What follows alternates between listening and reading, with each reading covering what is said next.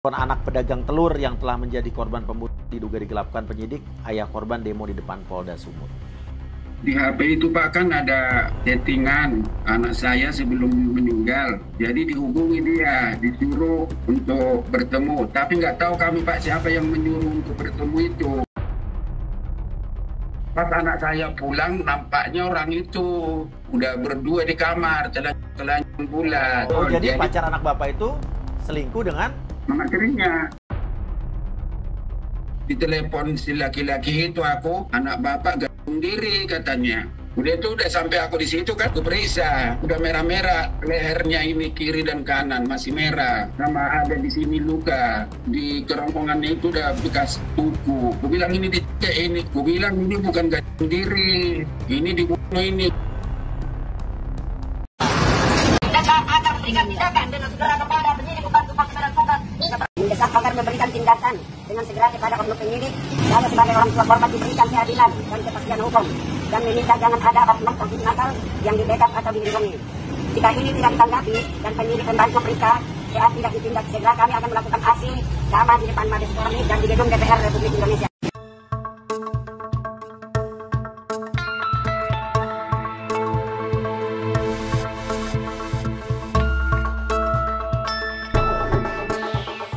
Ya, itu tadi adalah video dari orang tua dan keluarga dari almarhumah Rita Jelita Sinaga yang meninggal dibunuh, ya.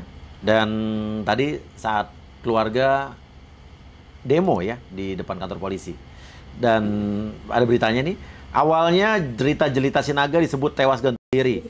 Keluarga curiga dan minta polisi lakukan otopsi. Keluarga korban yakini pembunuhan Rita Sinaga diduga sudah direncanakan. Kuasa hukum keluarga percaya ada motif dan pelaku lain dalam kasus pembunuhan Rita. Handphone anak pedagang telur yang telah menjadi korban pembunuhan diduga digelapkan penyidik, ayah korban demo di depan Polda Sumut.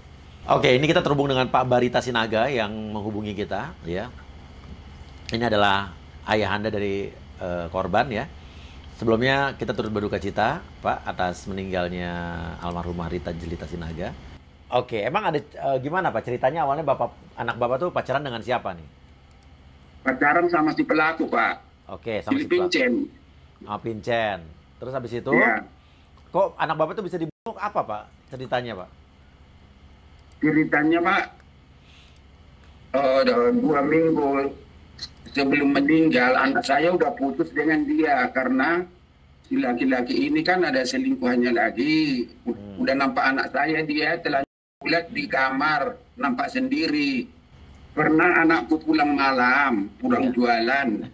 Jadi mama tirinya di situ di rumah itu numpang. Mama tirinya siapa tidur. Pak? Mama tiri si pelaku. Oke, terus? Mama tiri pacarnya. Oke. Pas anak saya pulang, nampaknya orang itu udah berdua di kamar, telanjang bulat. Oh, jadi anak Bapak mergokin pacarnya. Iya. Berdua dalam keadaan telanjang bersama mama tirinya. Mama tuh ibunya, ibu tirinya. Iya Pak, betul. Oh, jadi pacar anak Bapak itu selingkuh dengan mama tirinya. Oke. Lihat anakku. Oke, terus? Jadi, disuruh putus lah, jangan berkawan kamu sama orang kayak gitu. Aku bilang. Iya. Jadi, putuslah anakku sama si apa ini tadi, si Pincen tadi, udah 2 minggu. Oke. Udah itu udah putus 2 minggu, dihubungi lagi Pak dia, tapi entah siapa yang menghubungi itu, jumpalah orang itu. Pas jumpa tengah malam lah itu Pak, jumpa orang itu. Tahu-tahu paginya udah meninggal. Oh, jadi anak Bapak dihubungi suruh jumpa seseorang. Iya. Dihubungi siapa Pak? Itu lo nggak tahu Pak. Nggak tahu, jadi semua ada di handphone anak Bapak ya? Iya. Oke, terus habis itu anak Bapak tahu meninggal. Oke. Tahu-tahu besok paginya di telepon si laki-laki itu aku, anak Bapak gantung diri katanya. Oke, terus? Terus kami ke sana Pak, melihat. Iya. Karena dibilang dia gitu, ku telepon lagi, dia video call dulu kita biar kuliah. Mana tergantung, ku bilang. Nggak mau dia video call Pak. Iya. nggak mau dia video call. Jadi aku penasaran. Iya. Karena kami kan udah janjian hari Minggu mau ketemuan sama anakku. Udah janjian kami. Iya. Itu bukan bunuh diri, aku bilang. Kau yang bunuh itu, aku bilang gitu lah Pak. Oke, terus? Udah itu, ke sana kami, nggak ada lagi tergantung, udah di ruang tamu ditaruh. Udah itu, udah sampai aku di situ kan, udah ditutupi. Jadi kulihat, kuperiksa. Udah ini Pak, udah merah-merah lehernya ini kiri dan kanan masih merah. Oke. Sama ada di sini luka di kerongkongannya itu. Oke. Ku bilang ini bukan gantung diri, ini dibunuh ini. Ku bilang kusuruh autopsi. Iya. Cuman waktu di situ kan polisi nggak ada. Iya. Kusuruhlah polisi ada karena ada keluarga di Poltabes. Suruh dulu polisi kemari. Biar diperiksa, aku bilang, datanglah polisi. Iya. Udah datang polisinya, aku tanya, ini kenapa Pak? Ini dibunuh apa? Ini dibunuh apa gantung diri? Nggak tahu kami, katanya. Loh, nggak bisa gitu lah Pak, aku mau kepastian. Ini kan tugas kepolisian, aku bilang. Bawa kalian lah autopsi, aku bilang. Karena kan nggak mungkin aku buka baju anakku, dia perempuan Pak. Iya, iya. Cuman lehernya kan udah merah-merah ini kiri kanan sama di kerongkongannya itu udah bekas tuku. Ku bilang ini dicek ini, ku bilang. Iya. Udah itulah Pak, baru kami ke Bayangkara, aku suruh otopsi sama apanya itu pihak kepolisian. Jadi handphone anak saya sampai sekarang nggak pernah Pak kulihat chattingannya itu apa. Oke, dan intinya kata polisi setelah diotopsi dia dibunuh ya? Iya Pak, hasil otopsinya memang udah keluar, memang dibunuh. Oke, dan Pak maaf, apa pengakuan dari pelaku ini sampai dia tega membunuh pacarnya sendiri atau anak Bapak ini?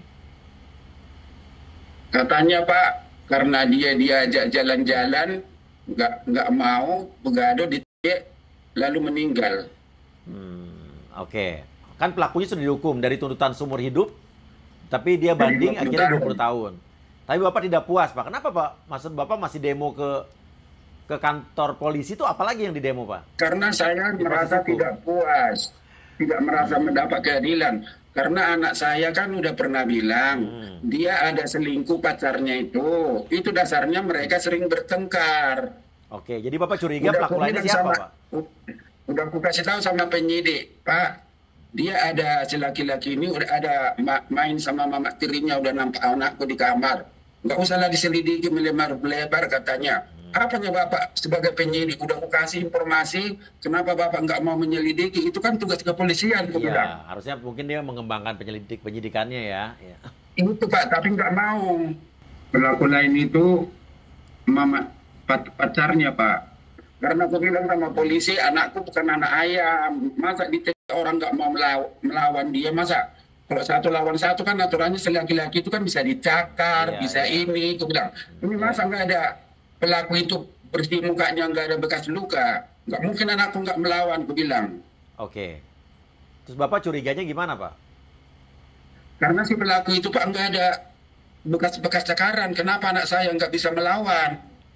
Oke, nah dari... Jadi kurasa nggak puas, Pak. Oke, dari kan sebenarnya dari handphone anak Bapak atau handphone pelaku tuh, atau mungkin itu kan bisa diekstraksi ya teleponnya. Gimana? Bapak minta nggak polisi untuk atau melihat lakukan pengembangan dari isi handphone atau chatan ke anak Bapak itu? Dia datang ke rumah cowok itu tuh apa diundang, apa dipanggil, apa gimana gitu? Itulah Pak, polisinya kan nggak mau mengembangkan. Kami minta pun maksudnya kan mau melihat chattingannya itu apa. Tapi polisi selalu bilang, penyidiknya abata itu bilang sebagai barang bukti di kejaksaan. Tapi di kejaksaan nggak pernah dibahas Pak isi chattingan itu. Ditutup-tutupi semua. Oke. Di HP itu Pak kan ada chattingan anak saya sebelum meninggal. Jadi dihubungi dia, disuruh untuk bertemu. Tapi nggak tahu kami Pak siapa yang menyuruh untuk bertemu itu. Iya. Jadi waktu di Polsek, kami minta HP anak kami itu biar dibuka chattingan itu. Oke. Nggak mau Polsek penyidiknya Pak siap. Oke, terus? nggak mau dia buka, alasannya untuk barang bukti di kejaksaan, di persidangan. Oke. Jadi kami bilang, apa salahnya dibuka, biar kami lihat chattingannya. Oke. Tetap dia nggak mau Pak, alasannya terkunci. Tapi dibuka mereka sendiri. Chattingan anak-anakku itu nggak pernah ditunjuk sama kami. Oke, jadi sekarang apa yang Bapak inginkan? Aku ingin Pak, dari pertama itu udah kuinginkan biar dibuka HP anak saya. Siapa yang Ya. menghubungi dia malam-malam itu? Oke, satu. Karena itu belum terungkap Pak. Oke, di BAP itu segala macam tidak ada atau di fakta persidangan tidak ada, tidak diungkapkan. Nggak ada itu dibahas Pak di BAP. Oke, paham. Terus Pak? Jadi itulah Pak yang menyakitkan. Karena aku bilang anak saya itu bukan dibunuh satu orang. Aku curiga ada orang lain Pak pelakunya, bukan satu orang. Karena banyak luka memar-memar di badan anakku Pak. Tangannya memar, kakinya, punggungnya. Masa satu orang pelaku melakukan itu, aku bilang. Oke. Apa kata polisi waktu Bapak bilang begitu? Diam aja dia, katanya nggak usah melebar-melebar. Kayak mana ya penyidik kayak gitu Pak? Nggak usah Iya. melebar-melebar, udah kita kasih informasi. Iya, Dia nggak paham. profesional. Harusnya dari informasi itu, at least polisi melakukan pengembangan. Iya Ya, Pak, kan? saya maunya begitu. Terlepas dari hasilnya itu apa nanti, tapi dia melakukan pengembangan dulu. Benar sih Pak itu. Oke. Ini di mana Pak? Di Polres, Polda, apa di mana? Apanya Pak? Ini di mana? Penanganan di Polres apa di Polda? Polsek Medan Sunggal. Polres, Polsek nih. Polsek Pak. Polsek. Ya. Oke, Bapak udah udah ngadu kemana aja Pak? Udah banyak Pak mengadu. Ke Polda Sumut sudah karena ke Polda Sumut sudah Pak, ke Propam Sumut sudah. Oke. Apa Tapi nggak kata? ada belum ada Pak apanya, masih belum ada ditindaklanjuti, Oke, nanti cuman saya- sebatas Ya. boleh. Ya, ya saya bantu saya tanyakan Pak ya. Saya coba- Maksudnya boleh saya bantu jelaskan? Oke, boleh, silakan Pak. Ya, terima kasih ya, saya Paul Tambunan. Ya, dia Jadi kami- PH-nya ya. Iya, Pengacaranya Pak, ya? dari ya, Iya. ya, Mas ya. Jadi kami sudah melaporkan dugaan perintangan penyidikan dan dugaan penggelapan, bahkan ini termasuk penipuan gitu Mas ya. Kenapa? Oke, gimana tuh? Karena sejak awal orang tua korban ini meminta handphone itu kepada oknum Jupiter ini, namun dia tidak mau memberikan dengan alasan akan dijadikan barang bukti di persidangan atau di kejaksaan gitu kan. Iya. Nah, karena di awal kami memang menaruh rasa percaya dan kami yakin polisi atau Polri ini presisi gitu ya Mas ya, tetap pada relnya, apalagi ini kasus kematian. Iya. Ya kami merasa mungkin handphone itu memang benar gitu, dijadikan barang bukti kan gitu Mas ya, Iya, dan iya. kami nggak ada pikiran aneh-aneh lagi. Benar, buat Nah, di selanjutnya persidangan. pada Iya. saat bulan Agustus kalau saya nggak salah ya Mas ya, itu kan ada oknum Jupiter ini dan beberapa panitnya perwira yang melakukan penyelidikan dipanggil menjadi saksi perbalisan di pengadilan negeri Bupakam, namun diadakan di tempat sidang Labuan Deli kami pada saat itu. Nah itu ada sekitar 4 orang, satu kalimat atau satu kata pun tidak ada mengingatkan handphone tersebut masih di tangan mereka kepada Bapak Balita Sinaga. Oke. Itu sekitar bulan 8. Kejadian ini kan bulan tanggal 1 Juni 2024 ya Mas ya. Kami di persidangan itu tanggal sekitar bulan 8 atau bulan Agustus 2024. Tidak ada mengingatkan tentang handphone tersebut atau menyampaikan misalnya handphone itu tidak jadi dijadikan barang bukti gitu kan Mas ya. Nah, di situ kami merasa saat putusan tanggal 20 Desember 2024 kami juga sudah janggal kok tidak ada handphone dibacakan di barang bukti. Biasanya kan itu kan ada Mas ya, barang bukti berupa ini dimusnahkan atau barang bukti berupa ini dikembalikan. Iya. Nah itu tidak ada. Nah selanjutnya tanggal 30 atau 31 ya Pak Balita menghubungi kami, yang dimana kami pun merasa memang perkara ini sudah selesai gitu ya Mas ya. Iya. Tanggal 31 Desember 2024. Handphone saya itu di mana ya Pak? Katanya handphone anak saya itu. Ditanya Nah, dong kami- gitu ya. Handphone almarhumah Jelita Jelita Sinaga. Loh, kami juga terkejut di situ Mas ya. Loh, coba tanya penyidiknya, pancing aja pelan. Tanya di mana handphone itu Pak? Apakah masih disimpannya gitu ya Mas ya? Iya. Ditanya sama Pak Barita, ke oknum Jupiter tersebut, Bribka TA misalnya kan. Iya. Nah, jawabannya masih ambil di polsek gitu Mas Uya. Kami terkejut Mas Uya. Kok handphone yang katanya dikuasai atau dipegang oleh oknum Jupiter mau dijadikan barang bukti, nanti di persidangan saja dibahas, kok malah nggak dijadikan barang bukti dan masih dalam penguasaan oknum Jupiter. Ini kan sudah sangat menyalahi aturan proses penyidikan gitu Mas Uya. Nah, langsung kami pada tanggal, karena kebetulan itu kan libur Natal tahun baru Mas Uya, jadi memang benar-benar kantor polisi tutup. Nah, kami membuat Dumas tanggal 3 Januari 2025, yang diterima itu tanggal 6 Januari 2025. Nah, kami membuat Dumas itu Mas Uya, yang kami tujukan kepada Kepala Kepolisian Daerah Sumatera Utara, Iwasda, Kabid Propam, Kepala Bidang Hukum, Direktur Reserse Kriminal Umum Polda Sumut, Kepala Kepolisian Resort Kota Besar Medan, nah, Kabak Wasidik di Treskrim Polda Sumut, dan Kepala Biro SDM Polda Sumut, dan Ketua Kompolnas RI. Nah, di situ kami meminta pada intinya meminta agar mengungkap pelaku lain dan atas kejanggalan barang bukti berupa handphone yang tidak dikembalikan oknum Jupiter ini sejak awal gitu Mas ya. Namun Dumas tersebut tidak direspon Mas ya. Bahkan sampai kami mengirim lagi surat tindak lanjut tanggal 30 Januari 2025 dan kami kirim lagi surat Mas ya tanggal 31 Januari 2025. Itu juga tidak mendapat respon yang baik Mas ya. Dan selanjutnya saat tim kami dari LBH ya Mas ya, membuat pemberitahuan aksi ke Satintelkam Polrestabes Medan. Ada penggalangan dari Satintelkam untuk membuat pengaduan aja langsung ke SPKT Polda Sumut dan ke Yanduan Propam Polda Sumut. Nah, di situ diterima pada tanggal 24 Februari 2025 Mas Yuda.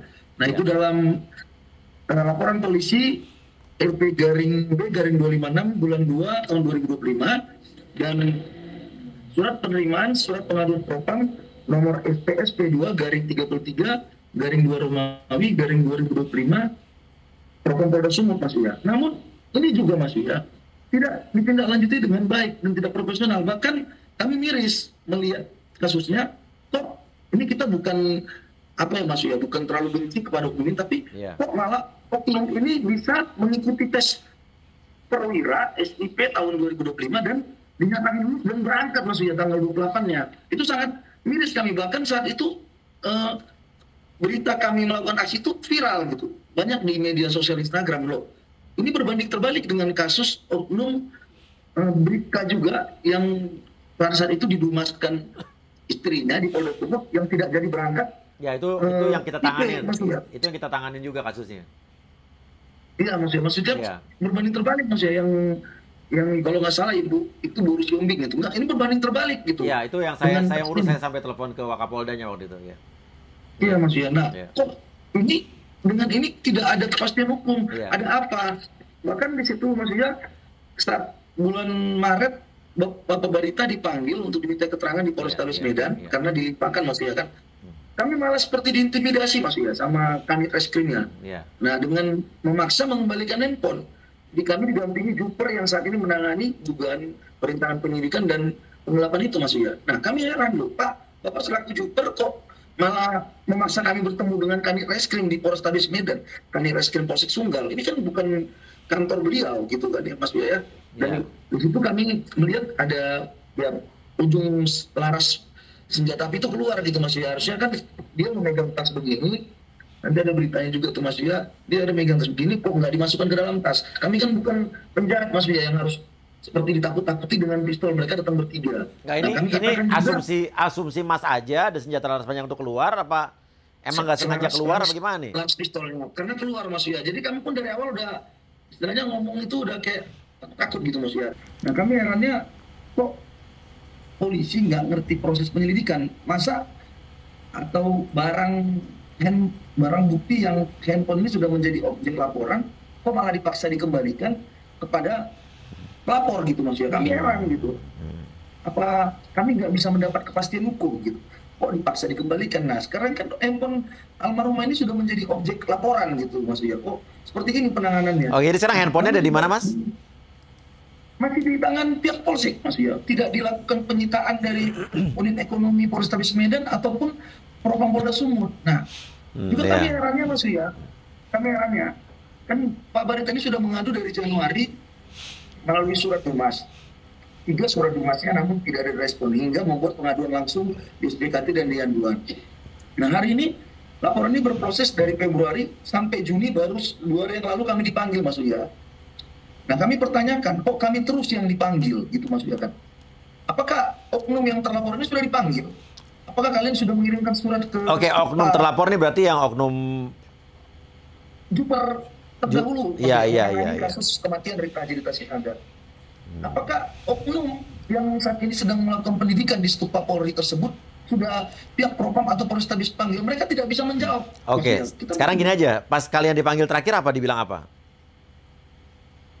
Mereka bilang masih mau memanggil Kapolsek. Padahal jelas ini Mas Yas, kami sudah sampaikan bukti chat, bukti pendukung kami lah Mas Yas. Ya oke lah.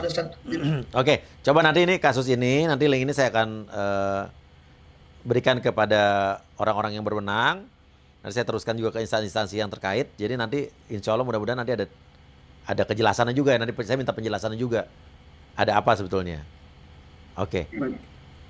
Oke, ada yang ingin disampaikan lagi mungkin dari Pak Barita? Ya Pak, saya sangat mengharap Pak biar tuntas kematian anakku karena masih janggal di hatiku Pak, pelakunya bukan satu orang. Karena anakku udah pernah berpesan sama aku bahwa pacarnya itu ada selingkuh sama mama tirinya.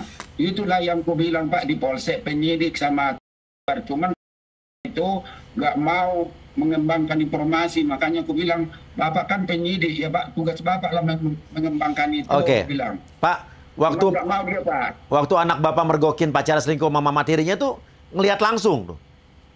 Iyalah Pak, disuruh aku bawa polisi ke sana malam-malam. Aku bilang udah malam ini, ngapain bawa polisi ke sana. Waktu pacarnya dan mama tirinya dipergokin selingkuh tuh mereka berantem atau gimana tuh waktu itu? Berantem Pak orang itu jadinya.